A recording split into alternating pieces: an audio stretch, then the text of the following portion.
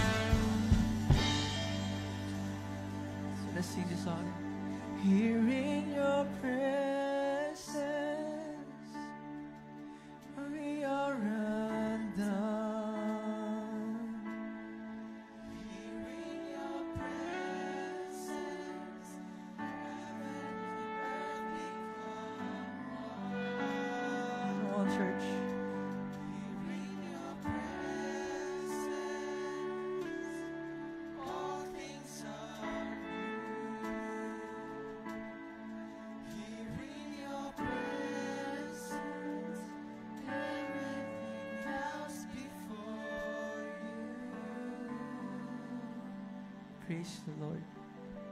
Praise you, God, for what you have done in our lives, Lord. Bring back all the glory and praises to your name. In Jesus' name we pray. Amen. Let's all be seated.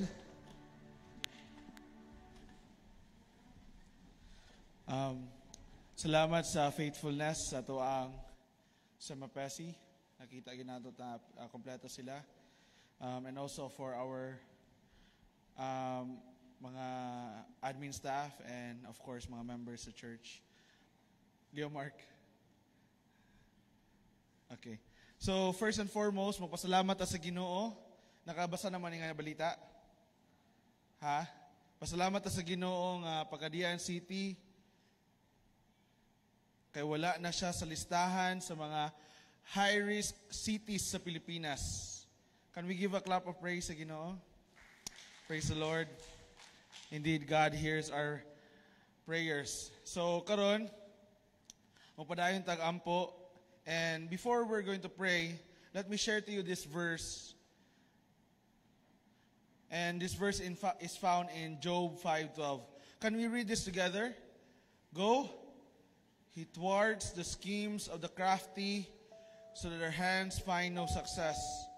He catches the wise and sweeps away the plans of the cunning. So, ang ato ang puan karon manggod is we're going to pray against the kaninga organization nga CPP NPA. Now we prayed for this last week. We're going to pray for against this na pod kay tungod na ay mga bag-o nga development. And ako yung flash nyo sa inyo hani. Next slide. Ingon ni President Duterte, there will be no more ceasefire ever again under my term. So, na may ceasefire between the AFP and the CPP-NPA, pero nag-declare si President Duterte last December 7, if I'm not mistaken, last December 7, that there will be no more ceasefire with them.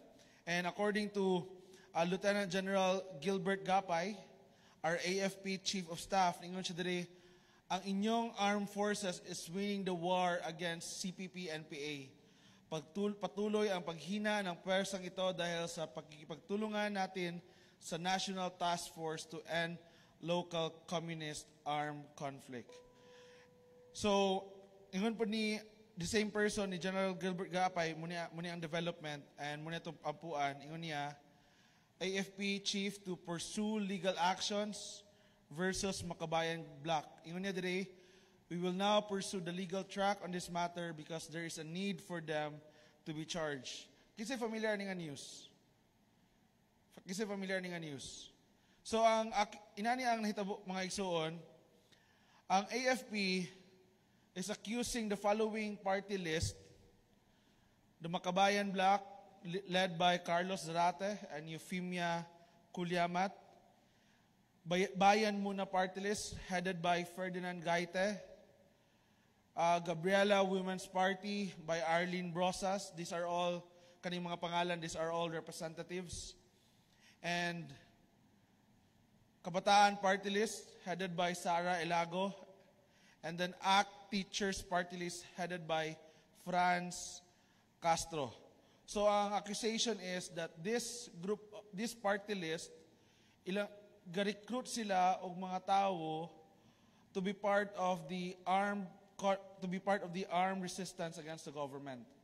So ang buhaton sa AFP, according to General Gilbert Gapay, is that they will file a case against these people in order to settle once and for all nga kaning mga party list are being used as funds ilang ginatawag as funds to recruit people to the CPP NPA. So muna to ang prayer concern karon. We'll be praying sa kaning move sa AFP against the CPP NPA and against this party list. So before we'll going to pray, ako sa ipabasa sa inyo ha. Isa kani siya ingon niya dire, madaming kabataang subanen ang na-recruit ng CPP NPA at masakit sa amin ang makitang namamatay sila dahil sa maling pinaglalaban. So this is an issue of our nation.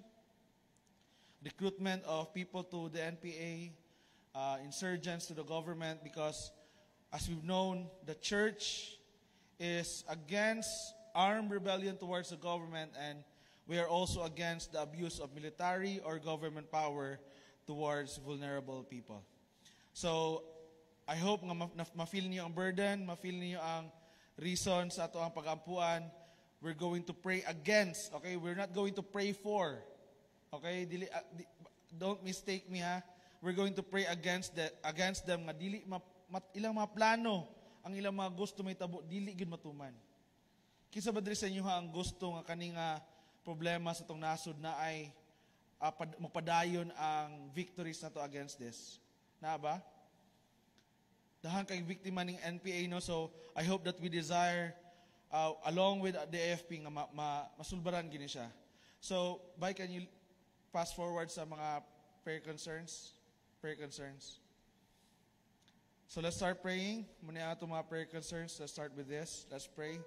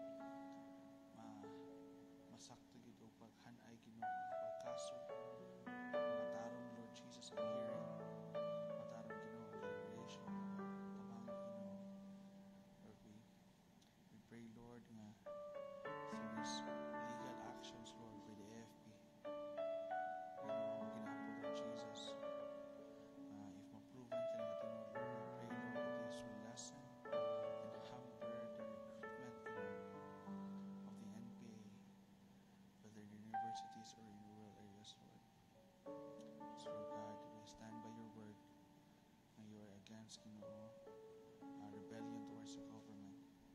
So, as much as we have prayed for our government, Lord, to be right, to be accountable to you, we also pray, kani, ang mga insurgency, kani nga kagubot, nga naghahitag po sa munasod, Lord. Kung sa mga damages, ang nila, Lord God, we pray that this will stop, and Lord, mga legal actions, Lord God, you will bless this, Lord. Walay bribery, walay corruption, walay makahitag, masakto, pray, Lord Jesus, we desire for a peaceful nation, Lord. We desire, for a nation, that executes your justice, and that does what is right, Lord God. Lord, this is our prayer against this group of people, Lord. Lord, we are praying for the repentance. I pray, Lord, that they will surrender. But Lord, to those who are not willing and to those who continually resist, oh God, we pray for your justice. Lord, for those people nga nagsuffer ni nila, we pray, Lord Jesus, for justice. And again, Lord, we pray that you will bless the efforts of our AFP, Lord, and you will hear our prayers, Ginoo, nga among giater karon, Ginoo. We love our nation, Lord, and we stand by your word. We stand by your word, Lord, that you are against rebellion towards the government. This is our prayer, God, in Jesus' name. Amen. Let's continue to pray now. Atong ampuan is recent development ng gihapon sa COVID vaccination. Let's continue to pray for Director General Eric Domingo, which is the head of the FDA. And let's also continually pray for Secretary Duque, head of DOH, because these are the people nga mag-decide sa kung kinsa ang suppliers sa atong vaccine. So, the reason nga murag na recent development sa inani nga news kay tungod isa sa mga nag-apply to be suppliers sa Pilipinas sa vaccine is ang Sinovac Biotech. And accordingly sa na-found out sa US, this Sinovac Biotech has a history of bribery. Ang pasabot ani, even though dili maayo ilahang gihimo nga vaccine, because of bribing influential people, mapasado o mapalit ang ilaha. So that's why it's quite dangerous. Na feel na ko ang danger nga if we just kanang di nato mapakabanaan ni, and then wala ta nag-ampo for wisdom for our leadership, maapektado gyud ang kadanghanan sa mga Pinoy. And accordingly pa sa DOH, they are targeting 60 to 70%. So imagine